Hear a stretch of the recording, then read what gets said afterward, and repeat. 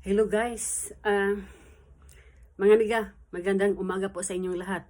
Marites na muna tayo dahil talagang importante talaga ang marites paminsan para naman tayo ay maligaw. Okay na ito, marites. Abroad ito guys. Ang kuan, kining ang 18 sa abroad, pabilo, mga siguro 14, 14 to 18 to 14, dito ay pwede na silang magkaroon ng syuta. Kahit nakikita ito sa paaralan ng mga guro or mga kung sino-sino dyan, kung hindi sila nakikita ng mga estudyante na mga ganun, hindi sila nakikialam, kundi ano lang, ay lang giigda ng mga teachers, mga parents na ang anak nila na ay relasyon sa mga ito, ganyan. So, ganyan lang, hindi sila nakikialam, pinabayaan nila yon. At saka ang mga 18 dito, ano siya, kining pag gusto nilang mag-aaral ng kolehiyo, kasi yung mga ganyang mga edad, mga 18, tapos na sila sa sa grade 12, papunta na sila ng college or university. Pwede silang dili sila mo puyo silang ginikanan.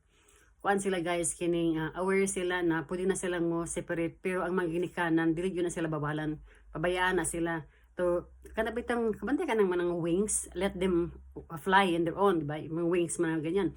So pinabayaan na sila, pwede na silang mag-rent sa or kauban sila mga amiga mag-rent para kuan sa university. So pwede sila sana 100% na yun na sa diri sa gawa sa abroad. Kung mahuman po sila og college, maman silang university, sila mga 4 years or 6 years sa university, kana po na sila, okay na kayo ang mga parents na pwede na sila mo separate, dili na sila mo stay sa ilang ginikanan. Kaya kaba naman sila mitagtrabaho na nasa sweldo, na sila pambayad sa ilang mga bills. So, dili sila maghunahuna og kanang savings. Ang savings ang hula na usaon nila pag-survive, di ba?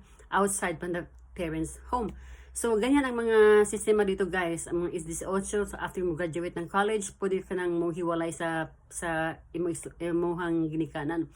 Maski pa nga mayroong mga pulo ka room sa bahay sa imong ginikanan, kanang mga bata di gyud na sila magdepend ana. Mugawas yun na sila sa balay. Ay gusto silang mulupad silang sa kaugalingong pakpak, diba? Wings. So guys, muna siya sitwasyon dire. So kamo na bahala kung saan pag-judge na para ang bata mahimo siyang independent, pero ang mga magulang mo support gyapon na sila kung unsay mga problema sa mga bata. Pero ang mga bata kinahanglan silang mo separate. So hanggang doon lang po guys, mga amiga.